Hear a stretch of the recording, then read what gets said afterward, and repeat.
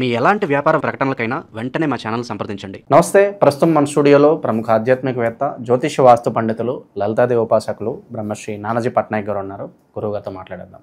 నమస్కారం గురుగారు. శ్రీమాత్రే నమః. మిథున రాశి వారి పరిస్థితి ఈ అక్టోబర్ మాసం విశేషంగా ఎలా ఉండబోతుంది? ప్రజెంట్ వీళ్ళ టైం ఎలా నడుస్తుంది? ఎలాంటి జాగ్రత్తలు, పరిహారాలు తీసుకోవాలి గురు? మిథున రాశికి అధిపతి బుధుడు అండి. ఈ బుధుడు 4వ స్థానంలో బుధాదిత్య యోగంతో 3 రోజులు ఉంటాడు కలిసి. దాని తర్వాత అదే బుధుడు 5లోకి వెళ్తున్నాడు. అంటే ఏమిటి? 3వ తేదీ తర్వాత నుంచి ఒక 25 రోజుల పాటు దాదాపుగా ఈ కుజుడు బుధుడు కలిసి ఉంటున్నారు. అది పంచమం అనేటువంటిది ప్రేమ, సంతానము, షేర్ మార్కెట్, క్రియేటివ్ ఫీల్డ్లో ఉండేటువంటి అంశాలు ఇవన్నీ చెప్తాయి. కాబట్టి ఖచ్చితంగా మిథునం వారు, ఎందుకంటే సహజంగానే మిథునం వారు మంచి తెలివితేటలు కలిసి ఉంటారు, బాగా మంచి తెలివితేటలు ఉంటాయి.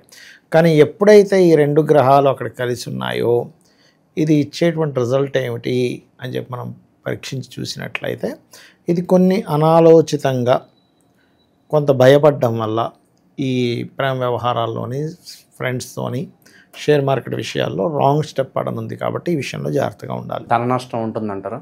అంటే వీళ్ళకి లక్కీగా ఏంటంటే 19వ తేదీ నుంచి షేర్ మార్కెట్లోకి వెళ్తే ధన నష్టం ఉంటుంది. ఎందుకంటే 6వ అధిపతి పూర్వజన్మ కర్మకారకుడితో కలుస్తున్నాడు కదా. కాకపోతే లక్కీగా వీళ్ళకి 2వ స్థానంలో గురువు నీచబడి ఉన్నందుకు, గురువు ఎగ్జాల్టెడ్ పొజిషన్లో ఉన్నందుకు, ఎందుకంటే ఇక్కడ ఇతని రాశి మరొక రాశిలో శుక్రుడు నీచంలో ఉన్నాడు. కానీ ఈ 19వ తేదీ నుంచి రాశిలో ఉండే గురువు 2లోకి వెళ్తున్నాడు. కాబట్టి 19th నుంచి గురువు ఎగ్జాల్టెడ్ అంటే ఉచ్చస్థితిలో ఉన్నందుకు వీరికి ఇక్కడ ఫైనాన్షియల్గా 19th నుంచి కొంత గ్రోత్ ఉంటుంది, అందులో ఎటువంటి సందేహం లేదు. కాకపోతే 3లో ఉండే శుక్రుడు కేతువు కలిసి ఉన్నారు 3లో. కొంచెం స్త్రీలతో ఏదైనా ఒక మాట మాట్లాడుకునేటప్పుడు ఇటువంటి విషయాల్లో పర్టికులర్గా 9వ తేదీ వరకు కొంచెం జాగ్రత్తగా ఉండాలి. స్త్రీలతో అగ్రిమెంటు, కొంతమంది పరిచయాలు ఏర్పడతాయి. నేను మొన్న ఒకరోజు ఒక క్లయింట్ది అని ఒక మంచి గవర్నమెంట్ ఎంప్లాయ్ ఎవరో వచ్చి ఇలాగే పరిచయం చేసుకున్నారు. అతన్ని బ్యాంకులోనో ఎక్కడో చేస్తాం, ఇంతకుముందు దానిలో చేసి బ్యాంకులోకి మారాడు. పరిచయం ఏర్పడి అనుకోకుండా ఏదో ఫోన్ నెంబర్ తీసుకొని అలా అయ్యి ఆ అమ్మాయి ఆఖరికి ఈ అమ్మాయి వల్ల ఇతను కేసుల్లో ఇరుక్కున్నాడు. ఎలా అంటే మ్యానిపులేటర్ యాక్చువల్గా ఇంతమంది ఇద్దరిని చేసిందట. అట్లా డబ్బులు ఇస్తావా, నేను కేసు పెట్టలా అని. ఇంకా ఆయన పరిస్థితి ఎట్లా అయిపోయిందంటే డబ్బులు ఇచ్చేదంటే కేసు కొట్లాడదామని ఒక పక్క పెళ్ళి అవ్వాలి అతనికి. ఇప్పుడు ఎలా ఉంటుందంటే వివాహం చేసుకుందామంటే కేసు ఉంది. అది మహాదశలు ఇస్తుంటాయి అట్లా. అలాగే గోచారంలో కనుక శుక్రుడు ఏదైనా పాపగ్రహంతో ఉన్నప్పుడు స్త్రీలైనా పురుషులైనా ఇంకొక స్త్రీతో పరిచయం ఏర్పరచుకునేటప్పుడు, కుజుడు పాపగ్రహంతో ఉన్నప్పుడు పురుషుడితో పరిచయాలు మంచిది కాదు, స్త్రీలకు ప్రత్యేకంగా. సహజంగా ఏంటంటే పురుషులే స్త్రీ యొక్క ఇది వచ్చినప్పుడు కొంచెం యాంగ్జైటీ ఫీల్ అవుతారు. సో ఇది పర్టికులర్గా 9వ తేదీ వరకు జాగ్రత్తగా ఉండాలి. 9 తర్వాత ఈ శుక్రుడు 4లోకి వెళ్తున్నందుకు వీళ్ళు ఏదైనా ప్రాపర్టీ తీసుకునేటువంటి అంశాలలో చాలా జాగ్రత్తగా ఉండాలి. ఎందుకంటే ఇక్కడ 4లో శుక్రుడు నీచబడ్డం ఒక ఎత్తు అయితే 4వ స్థానం పాపకత్తెరలో ఉంది. కాబట్టి తొందరపడి ఏదో హడావిడిగా ఏదో వెహికల్ కొనేసుకోవడము, హడావిడిగా ఏదో తక్కువకు వస్తుంది బిల్డింగ్ అనేది కొనేసుకోవడం, తీరా వస్తుంది ఏదో హైడ్రా పరిధిలో ఉంటుంది, వీడు కొన్న నెక్స్ట్ డే వాడు వచ్చి కూల్స్తా అంటాడు. కాబట్టి ఇటువంటి విషయాల పట్ల కాస్త జాగ్రత్తగా ఉండాలి. అసలు కంప్లీట్ డీటెయిల్స్ తీసుకోకుండా ఎట్టి పరిస్థితుల్లో ఈ నెలలో 9వ తేదీ నుంచి ఒక 25 రోజుల పాటు జాగ్రత్త వహించాలి. ఇదొకటి. ఇక విశేషం గురుగారు, ఎలాంటి పరిహారాలు చేసుకోవడం ద్వారా, మనకి దసరా ఉంది, దీపావళి ఉంది, సో ఎలాంటి పరిహారాలు ఇంకా బాగుంటాయి అంటారు వాళ్ళకి? ఒకటండి, దసరా దీపావళి రోజు వీళ్ళు ముఖ్యంగా బిల్వపత్రంతో మరియు పుష్పాలతో పూజించడం చాలా మంచిది. బికాజ్ ఆఫ్ పంచమంలో కుజుడు బుధుడు ఉన్నందుకు. ఓకే. ఇంకొంతమంది దీపావళి రోజు శివార్చన చేస్తారు, బిల్వపత్రం వేసి శివార్చన చేయడం చాలా మంచిది. అమ్మవారికి ఎర్రటి చీర సమర్పిస్తే అనవసరమైన ఇబ్బందులు రాకుండా ఉంటాయి. అలాగే ఇక్కడ ఈ కుజుడు ఎప్పుడైతే మనకి 6వ స్థానం అధిపతి 5లో ఉంటాడో, బుధుడు వెళ్ళి కలుస్తున్నాడో, షేర్ మార్కెట్ ఒక్కటి జాగ్రత్తగా ఉంటే మిగతా ఫైనాన్షియల్ గ్రోత్కి ఏం ఇబ్బంది ఉండదు. ఎందుకంటే గురువు యొక్క దృష్టిలో ఉన్నాడు, గురువు మళ్ళీ 2లోకి వస్తున్నాడు కాబట్టి నో నీడ్ టు వరీ.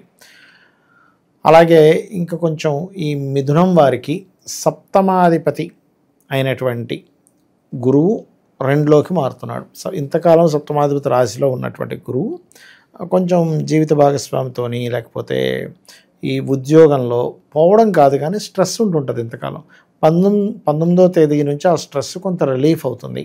కాకపోతే కుటుంబ స్థానంలోకి వచ్చినప్పుడు కుటుంబాల వ్యక్తులతో కొంత సహకారము, ఫైనాన్షియల్ గ్రోత్ రావడము, వీళ్ళ యొక్క జీవిత భాగస్వామి కూడా ఏదైనా ఎక్స్ట్రా ఇన్కమ్ ఒక ప్రారంభం అవడం. కొంతమంది చూడండి, అతను ఒక్కతనే జాబ్ చేస్తూ ఉంటాడు, అమ్మాయికి రాదు, లేకపోతే అమ్మాయి ఒక్క అమ్మాయి జాబ్ చేస్తుంటే అతనికి రాదు.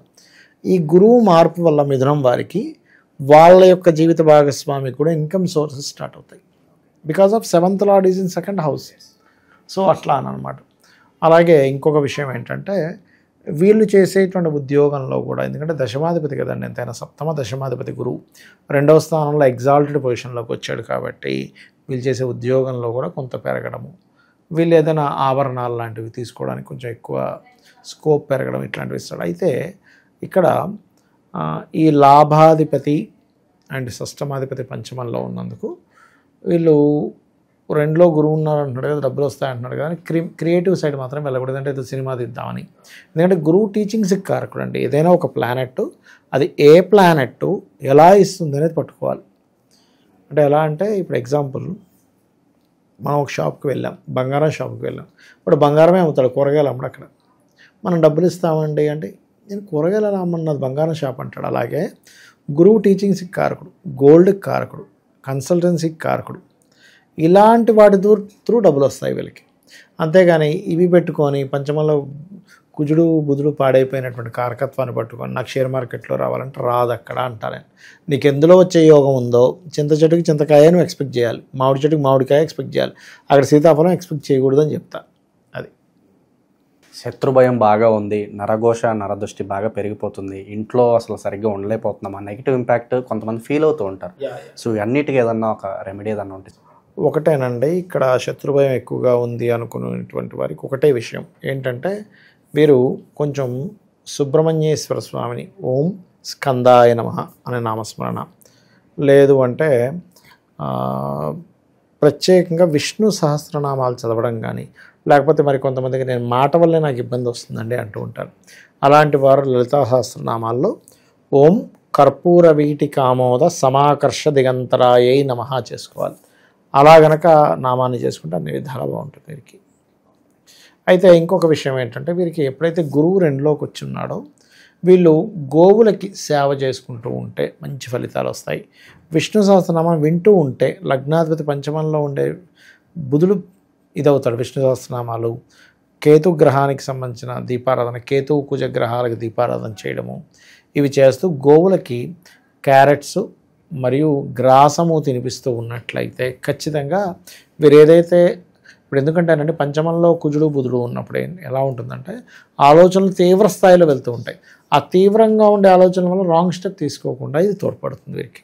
విశేషంగా ఈ మాసం ఈ రాశి వాళ్ళందరూ కూడా ఏ విధంగా ఉండబోతుందో మీ మాటలు చాలా బాగా వివరించారు. ధన్యవాదాలు. శ్రీమాత్రే నమః.